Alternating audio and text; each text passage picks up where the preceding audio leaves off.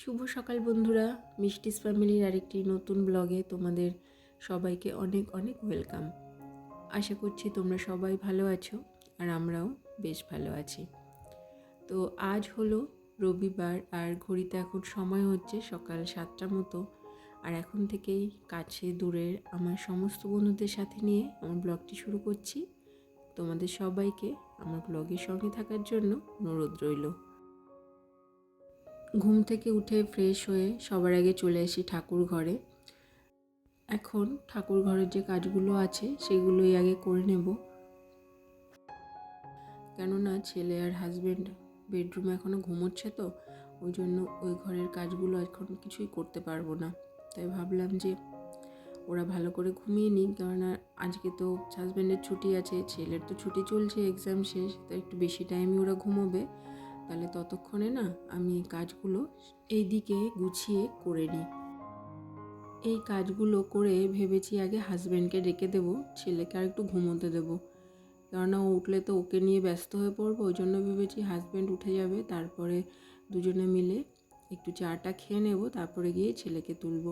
তাই সেটাই করেছিলাম, হাজব্যান্ডকে ডেকে দিয়ে তারপর রান্নাঘরে গিয়ে চাটা বানিয়ে এনে দুজনে মিলে খেয়েছি। আর ও চলে গেছে বাজার করতে।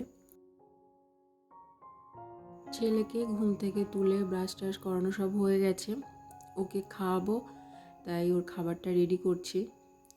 বেডরুমের কাজ যেন তো কিছুই করতে পারিনি, বিছানা গোছানো, বেডরুমে ঝাড়ু লাগানো সব কিছু পড়ে আছে। ভাবলাম যে উঠে এখন গেছে, ওকে খাইয়ে দাইয়ে নিচে পাঠিয়ে দিই, তারপরে গিয়ে না ধীরে সুস্থে বেডরুমে যে কাজগুলো আছে সেগুলো করব। ও ঘরে থাকলে না একটু কাজ করতে মানে গুছিয়ে কাজ করতে অসুবিধাই হয়। আমার ছেলে তো প্রচণ্ড দুষ্টু, একটা জায়গায় না 5 মিনিটও চুপ করে বসবে না, হুটোপাটি করবে, একবার এদিক একবার ওদিক। তখন না আমার গুছিয়ে কাজ করাটা ঠিকঠাক হবে না। আর যে কাজটা হয়তো আমার 10 মিনিটে হয় সেটা করতে আমার 20 মিনিট লেগে যাবে। ওই জন্য ওকে নিচে পাঠিয়ে দিয়ে এখন বিছানা টিছানা সব ভালো করে গুছিয়ে নিলাম ঠিকঠাক করে। আর এবার ঘরটা ঝাড়ু দেবো। আজকে সকালে আর টিফিন বানাতে হবে না, হাজব্যান্ড বলেছে যে বাজার থেকে আসার সময় পরোটা কিনে নিয়ে আসবে, ওই জন্য আজকে আর টিফিন বানানোর তাড়াটা নেই। আর যেদিন হাতে এরকম অনেক সময় পাই সেদিন না এই ঘরটার যখন ঝাড়ু দিই, সাথে সাথে জানলার চারপাশে যে ঝুলটুলগুলো থাকে ঝাড়ু দেওয়ার সময় সেগুলো ভালো করে ঝেড়ে দিই। আমি দেখো প্রতিদিনই খুব ভালো করে ঘর ঝাড়ু দিই, আর ঝাড়ু দেওয়ার সময় এই বেডের নিচে, তারপরে সোফার নিচে ভালো করে এই সমস্ত ঝুলটুল নোংরাগুলো ঝেড়ে পরিষ্কার করি। আসলে এই সমস্ত জায়গায় তো আর সহজে হাত ঢুকিয়ে মোছা যায় না। আমি অবশ্য ঘর মুছি না, কাজের দিদি যে আছে সেই মোছে, কিন্তু ওই সব জায়গায় তো আর হাত ঢুকিয়ে মুছতে পারে না। তাই ঝাড়ু দেওয়ার সময় ওগুলো আমি প্রতিদিন এইভাবে পরিষ্কার করি। আর এই জন্য কী হয়, খাটের তলা, তারপরে সোফার নিচ, আলমারির নিচের সমস্ত জায়গাগুলো বেশ ভালো পরিষ্কারও থাকে। শীতের পালা তো শেষ, আর এবার গরমের শুরু। আর ঠান্ডার সময় তো অনেক ঠান্ডার জামা কাপড় আমাদের ব্যবহার করতে হয়েছে, আমার হাজব্যান্ডের, ছেলের।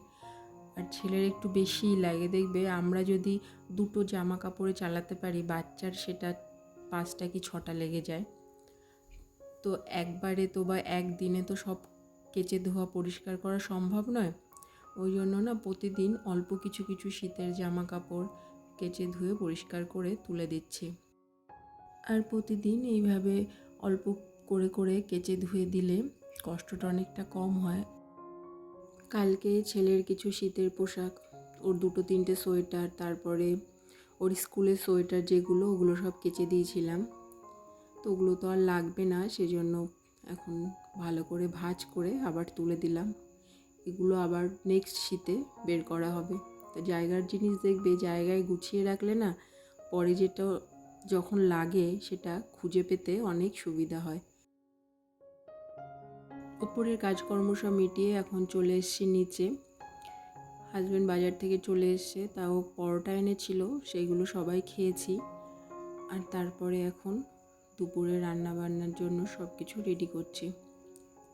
আজকে তো রবিবার, ওই জন্য মাংস করা হবে। আর মাংস করলে তো খুব বেশি আইটেম আমি করি না, খেতে চায় না কেউ, করে লাভও নেই। ডালটা তো প্রতিদিন হয়, সেটা জানোই, তোমাদের অনেকবার বলেছি। আমার শাশুড়ি মা ডালটা করে রেখেছেন, আর আমি এখন করব ভাত আর মাংস। আজকে আনা হয়েছে দেশি মুরগির ছাল সমেত মাংস। মাংসের গায়ে ওই চামড়াটা থাকলে না দেখবে ভীষণ টেস্ট লাগে খেতে। তো আমি ভাতটা বসিয়ে দিয়েছি আর মাংসটা ধুয়ে জল ঝরাতে দিয়েছি। আর এখন যা যা লাগবে, পেঁয়াজ, ক্যাপসিকাম, টমেটো, এগুলো সব আস্তে আস্তে কেটে নেব। আর মাংসের জন্য যে মশলা সেটাও বেটে নেব। আমরা সবসময়ই মাংস রান্না করার সময় হাতে বাটা মশলা ইউজ করি। লোকজন যদি বেশি থাকে বাড়িতে, মানে গেস্ট আসলে, তখন অনেক মশলার দরকার পড়লে মিক্সিতে পেস্ট করি, না হলে নিজেদের রান্নার জন্য সবসময় হাতে বাটা মশলা ইউজ করি। হাতে বাটা মশলার টেস্ট এক অন্যরকম টেস্ট, যাই রান্না করা হয় তাই দিয়ে ভালো হয় খেতে। আর আজকেও করে নিচ্ছি দেখো, হাঁড়িতে মাংস, মাটির হাঁড়িতে।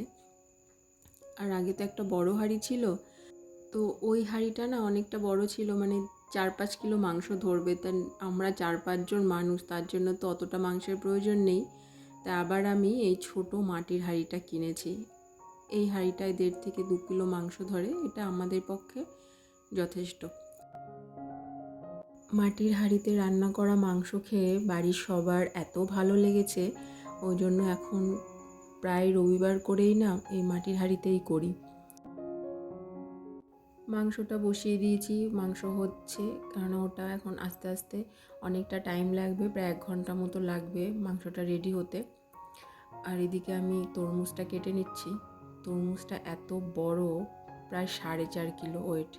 আমার হাজব্যান্ড এনেছে, একটু ছোট সাইজ আনতে পারতো, কিন্তু বললো যে না, গরম পড়ছে আর আজকে প্রথম গরমের দিন হিসাবে প্রথম তরমুজ আনা হয়েছে, তাই বললো একটু বড় এনেছি, কেটে সবাইকে দাও। সবাই বলতে আমার যে কাকা শ্বশুরেরা আছেন আর কি, একই বাড়িতে আমরা থাকি, মানে পাশাপাশি, হয়তো আলাদা থাকি, কিন্তু যখন কোনো কিছু ভালো কিছু খাওয়া হয়, বা যেমন বছরে প্রথম যখন আমের সিজন থাকে, আম আনলে সবাইকে সেটা দিই, এইভাবে সবাই মিলেমিশে খাওয়া হয়। ওরাও ভালো কিছু করলে বা নতুন কিছু বাড়িতে আনলে আমাদের দেয়, তো এরকম দেওয়া নেওয়া চলতেই থাকে।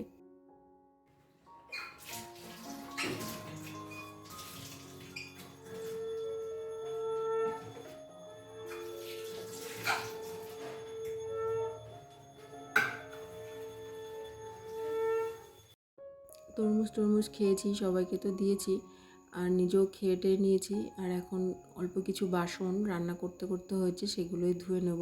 মাংস এখনও হচ্ছে। আর আমার না পাশের বাড়ি, পাশের ঠিক না, দুটো বাড়ির পাশে একটা বাড়িতে আজকে বিয়ে, তাই সেখানেই বারবার শঙ্খের আওয়াজ, উলুর আওয়াজ, ওগুলোই কানে আসছিল। মাংস রান্না হয়ে গেছে। আর মাটির হাঁড়িতে মাংস রান্নার একটা মজার জিনিস কি জানো তো, আমার বেশ ভালো লাগে ওইটা দেখতে। মানে মাংস হয়ে গেছে, আমি প্রায় 5 থেকে 7 মিনিট আগে গ্যাসটা অফ করে দিয়েছি, তাও হাঁড়িতে মাংসটা টকবক করে ফুটছে। হাঁড়িটা গরম তো, আর ওই মাটির গরমে ওটা মাংসটা ফুটেই যাচ্ছে এখনও। তো এখন একটু পাঁপড় ভাজবো, ডাল করেছে বললাম তো, তা ডালের সঙ্গে খাওয়ার জন্য একটু পাঁপড় ভাজা করে নেব। বাড়িতে তো বেশি কিছু আইটেম হয়নি, মাংস, ডাল আর পাঁপড় ভাজা, ব্যাস আজকের দুপুরের মেনু এটাই। এই পাঁপড়টা না, যে মশলা পাঁপড়গুলো হয় সেই পাঁপড়। একটা আন্টি আসে বাড়িতে বাড়িতে পাঁপড় নিয়ে বিক্রি করতে, তো তার কাছ থেকেই পাঁপড়গুলো রেখেছিলাম, দারুণ খেতে। রান্নাঘরের কাজকর্ম সব মিটিয়ে চলে এসেছি আবার উপরে। আজকে আর উপরে এসে সেরকম কোনো কাজ ছিল না, ওর বাবা বাড়িতে আছে, তাই ওর বাবা ওকে স্নান টান করিয়ে টরিয়ে দিয়েছে। তো আমি ভাবলাম যে স্নান করার আগে তাহলে পাখাটা পরিষ্কার করে নিই। গরম তো এখন একটু একটু করে পড়তে শুরু করেছে, তাই পাখাটা তো এবার থেকে চালাতে হবে, তাই পাখাটা পরিষ্কার করে নিলাম। আজকে শুধু আমার বেডরুমের পাখাটাই পরিষ্কার করলাম, তাও একটাই পাখা করলাম, কারণ আমার বেডরুমটা অনেকটা বড়, তো ওই জন্য আমি বেডরুমে দুটো পাখা লাগিয়েছি। তা আজকে শুধু আমার বেডের উপরে যে পাখাটা সেটাই পরিষ্কার করেছি, অন্যান্য ঘরেরগুলো অন্য একদিন পরিষ্কার করব। তো তারপর স্নান করে আমার জবা গাছ থেকে দুটো জবা ফুল তুলে নিলাম। খুব সুন্দর দুটো জবা ফুল ফুটেছিল, তাই ভাবলাম যে আজকে ওই জবা ফুল দুটো আমি ঠাকুর পুজোতে দেব। ঠাকুর ঘরে এসেছি পুজো করতে।